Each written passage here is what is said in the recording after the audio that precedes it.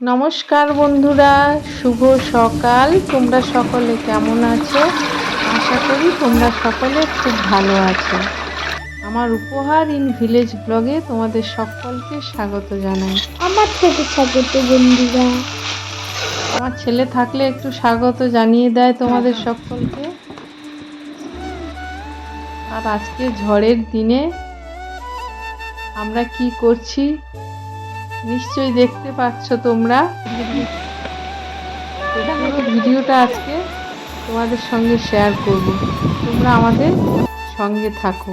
আজ হচ্ছে রেমাল ঝড়ের দিন, তো সকালে আমরা ভাত খাবো আর দুপুরে ভাত খাবো আজকে ঠিক করেছি। তাই সকালে একেবারে বেশি করে ভাত রান্না করে নিচ্ছি। তো দেখো এখানে করছি আমি কলা ভাজা, আর এখানে বসিয়েছি ভাতের হাঁড়ি। তো কেন একসঙ্গে সকালে করে নিচ্ছি, এরপরে ঝড় বাড়বে সেই কারণে। তো এখানে করছি শাক ভাজা। ঝড় বাড়বে বলতে মানে পরে যখন ঝড় বাড়বে আর অন্য আলাদা কিছু টিফিনে খাওয়ার ব্যবস্থা করিনি, বলি দুপুরেই একেবারে ভাত, একেবারে টিফিনের ভাত একসঙ্গে করে নেব। তাই সকালে একেবারে সব রান্নাগুলো সেরে নিচ্ছি। কলা ভাজা করেছি, শাক ভাজা করেছি, আর এদিকে মাছটা ভাজছি। মাছ ভাজাও থাকবে, এটা সকালের টিফিনে থাকবে। আর এদিকে দেখো পুঁই শাক আর কুমড়ো কেটে নিয়েছি। পুঁই শাক কুমড়ো আলু দিয়ে চচ্চড়ি করব, কিন্তু চিংড়ি মাছ নেই, নিরামিষই করব পেঁয়াজ দিয়ে। আর এদিকে ঝোলের জন্যে সজনে ডাঁটা আর আলু। সজনে ডাঁটা আমাদের বাগানে, সজনে ডাঁটা এখনও আমাদের গাছে আছে, তো সেগুলোই রান্নাবান্না করছি। আর দেখো আমার সব কাঁচা লঙ্কা ফুরিয়ে গিয়েছে, তাই সব শুকনো লঙ্কা দিয়ে আজকে কাজ চালিয়ে নিচ্ছি। ঝড় তো আরম্ভ প্রায় হয়ে গিয়েছে, মানে এখন বৃষ্টি আরম্ভ হয়েছে, হালকা বাতাসও আরম্ভ হয়ে গিয়েছে আমাদের এখানে। তো আমরা সুন্দরবনের এলাকার মধ্যে থাকি, কিন্তু প্রপার সুন্দরবন নয়, সুন্দরবনের অনেক উপরের দিকে থাকি। আর এখানে দেখো একটু ওই সজনে ডাঁটা আর আলুর সঙ্গে কলমি শাক দিয়ে দেবো মাছের ঝোলে, তাই একটু কলমি শাকটাও ওর মধ্যে চাপিয়ে দিলাম। সুন্দরবন নাম ডাকে যায়, কিন্তু এখানে নদী নালা কিছুই নেই সেরকম, মানে ওভাবে সুন্দরবনের মতো ভয় ব্যাপারটা চলে না। মানে ঝড় আর বৃষ্টির যেরকম ভয় চলে সেটা তো থাকে, সুন্দরবনের যে ভয়ের ব্যাপারটা থাকে সেটা থাকে না এখানে।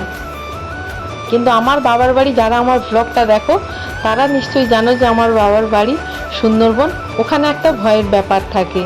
আর দেখো সকালে টিফিনে খাচ্ছি কলা ভাজা, শাক ভাজা, মাছ ভাজা, আর তার সঙ্গে নিয়ে নিয়েছি কুমড়ো, পুঁই শাক, আলু চচ্চড়ি।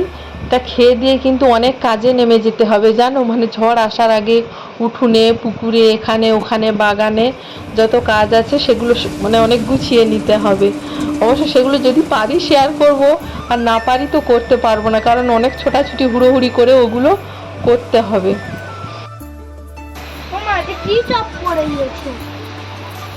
রান্না নামিয়ে দিয়েছি।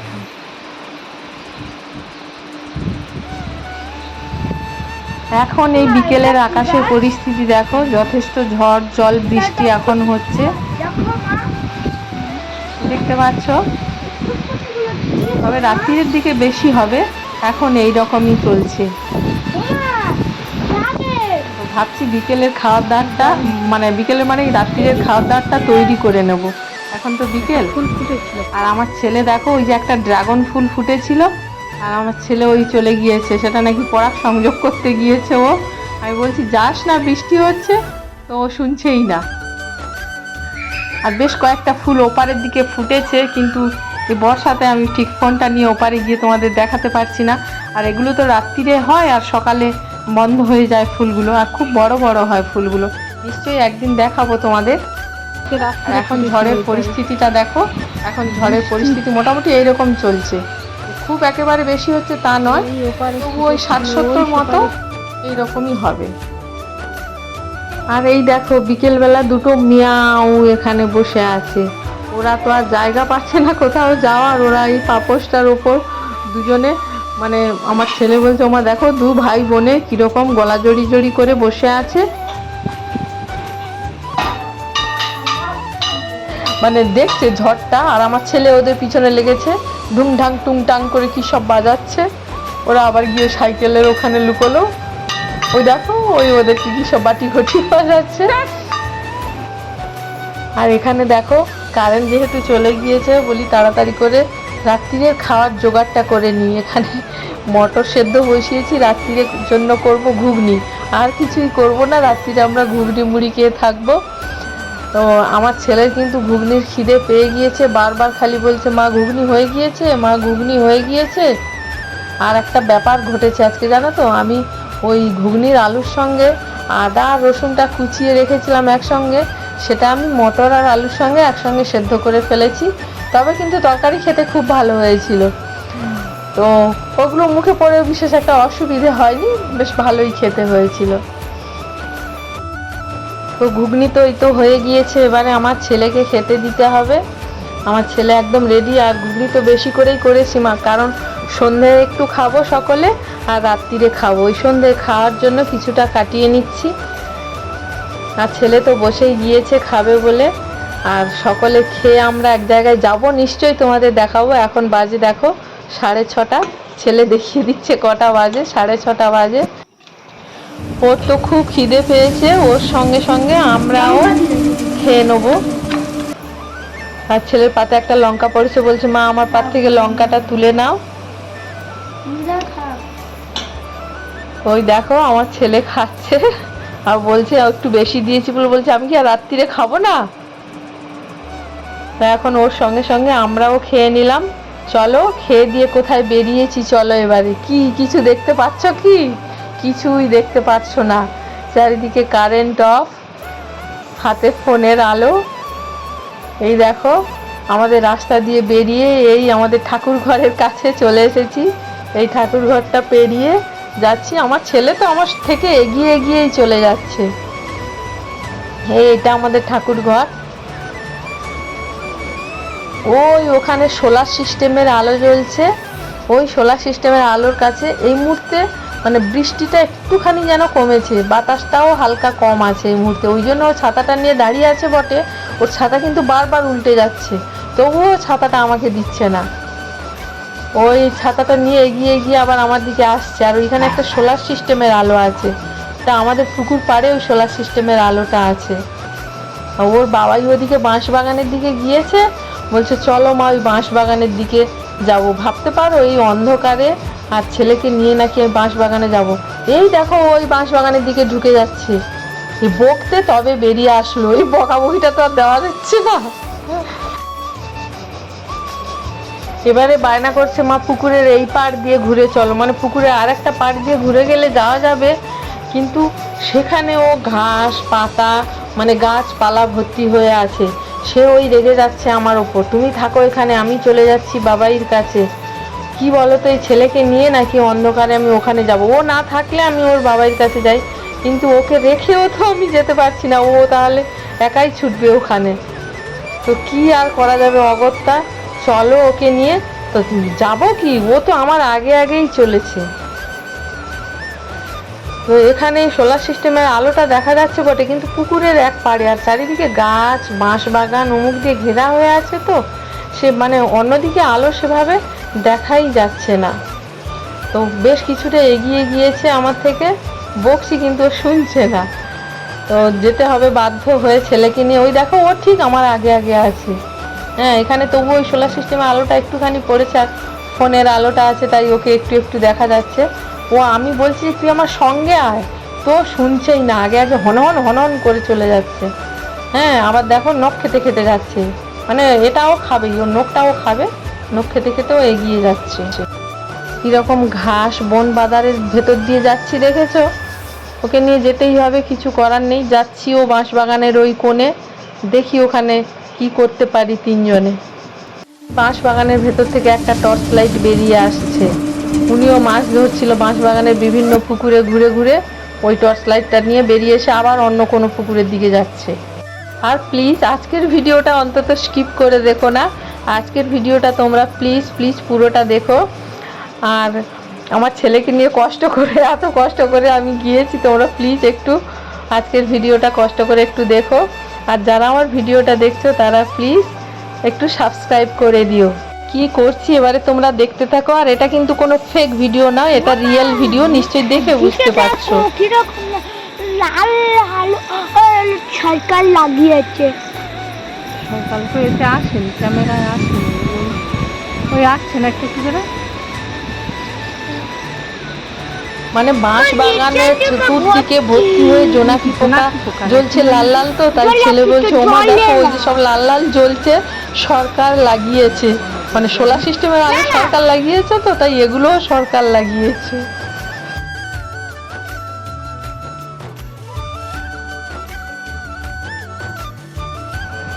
দেখতে পাচ্ছ তো আমার ছেলে একদম পুকুরের পাড়ের নিচে খোলে নেমে গিয়েছে। কি ঢাল, সেখানে নামা যাচ্ছে না, ওর ওখানে নামার দরকার ছিল, ও ওই নেমে গিয়েছে। ও মানে ওপর থেকে দেখছে মানে কই মাছ, ওর হচ্ছে না, ও ওখানে নেমে গিয়েছে। আসলে এমন এমন পজিশনে কই মাছগুলো পুকুরের মানে পাড়ে ঢুকে যাচ্ছে, তো সেগুলো আমার ক্যামেরায়ও আসছে না। এই এক্ষুনি ওর বাবাই একটা তুললো, ও তাই দেখতে পাচ্ছে না বলে ও নিচে নেমে গিয়েছে।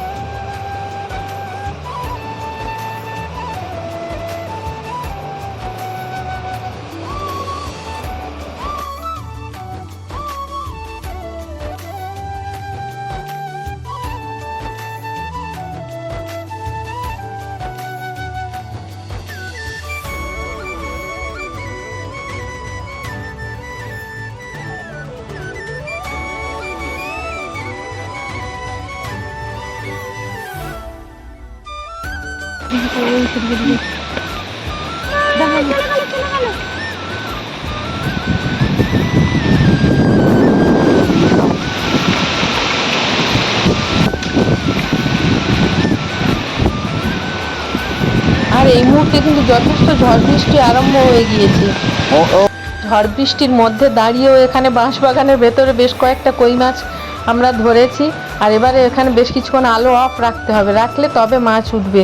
তাই ছেলেকে নিয়ে একটু চলে যাচ্ছি পুকুরের অন্য প্রান্তে। আর ওখানে একটা ক্লাব আছে আমাদের, হাত পা ধুয়ে ছেলেকে নিয়ে ওই ক্লাবের বারান্দায় বসবো, আর ওর বাবাই ধরবে। এই দেখো এটা হলো আমার বাড়ি, এটা একটা ছাদ, খুব স্টাইলিশ। এটা প্রথম ফেলা হয়েছে, মানে এটাই প্রথম ফেলা হলো। আমাদের আগে মাটির ঘর ছিল, আর এখন প্লাস্টারের ঘর। এটা নতুন বললে এখানে দেখো কত বড়, সব কিছু বড় হচ্ছে কাঠ। আর এগুলো কাঠ, এগুলো তার দিয়ে টানা হয়ে আছে যাতে এটা টানা থাকে, কোনোদিন ওপরে ছেড়ে না দেয়। কারণ এটা ওপরের দিকে একটু পলিথিন দেওয়া আছে হালকা, আর সেই জায়গাগুলোই এরকম। আর এইদিকে আবার জানলা আছে, আর এই দেখো এই জায়গায় টানলে ভালো বন্ধ হয়ে যায়। আর এই দিকে আবার জানলা, দেখি তো আমার বাবা কি করে। আমার ওদিকে আমার বাবা আছে। ও বাবা এসো।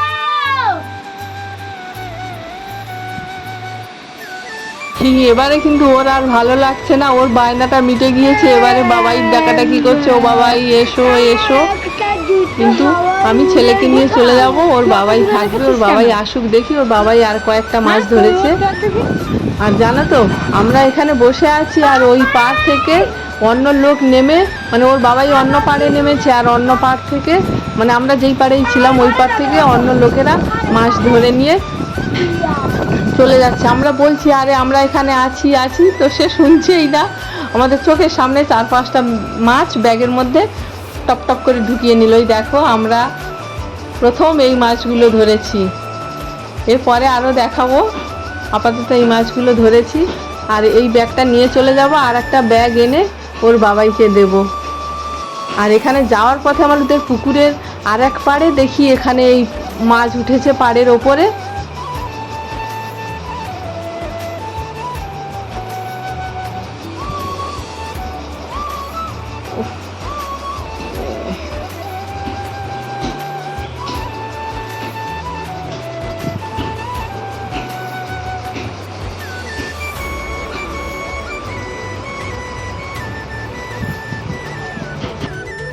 আমরা এখন এই ব্যাগটা নিয়ে বাড়ি চলে যাচ্ছি, আর একটা ব্যাগ ওর বাবাইয়ের কাছে দিয়ে যাচ্ছি। চলো এই ব্যাগে আমরা কটা মাছ পেয়েছি নিয়ে গিয়ে তোমাদের দেখাচ্ছি। আর ছেলে তো মহানন্দে ব্যাগটা আমার আগে আগে নিয়ে হেঁটে চলেছে। দেখেছো তো একদম কারেন্ট টারেন্ট নেই, কি সব অন্ধকার একদম। আস্তে আস্তে ঢালবি বাবাই, আস্তে আস্তে আস্তে। আমাকে দে না হয়।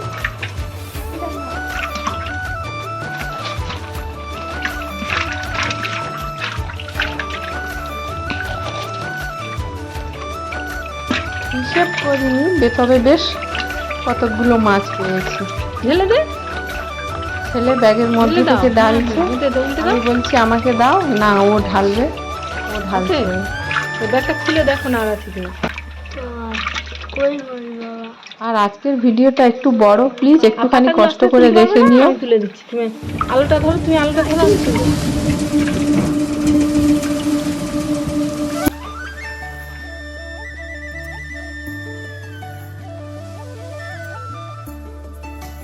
ওর বাবাই ইতিমধ্যে আরো একবার মাছ নিয়ে চলে এসেছে, তবে বলছে যে আমি একা আছি তো একটু অসুবিধে হচ্ছে।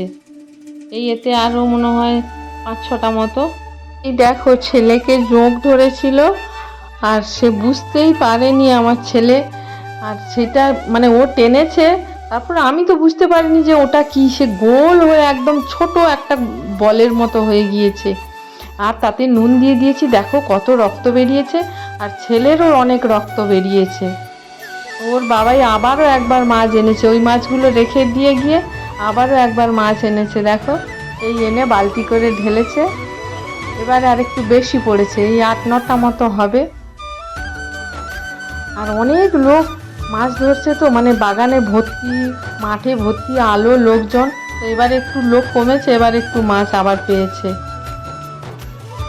তো এটাই ওর লাস্ট বার, ও আর মাছ আনতে যায়নি। এই আরও একবার এনেছে ব্যাগে করে, আর যাবে না মাছ আনতে। এই ঢেলে দিচ্ছে। এর আগের যেটা দেখিয়েছিলাম বালতিতে, ওটা কিন্তু তার এর আগের বারে এনেছে, এটা আবারও এই আনলো, এনে এই ঢাললো। এই দেখো এটা কিন্তু কম আছে, এটাতে ওই বাঁশপাতা টাঁশপাতা আছে, এটাতে ওই মনে হয় গোটা 4-5 মতো আছে, আর কিন্তু সেটাতে আরো বেশি ছিল। তো আমার ভিডিওটা আজকের এই পর্যন্ত। আমার ভিডিও যদি তোমাদের ভালো লেগে থাকে তাহলে প্লিজ প্লিজ লাইক, শেয়ার এবং সাবস্ক্রাইব করে দিও।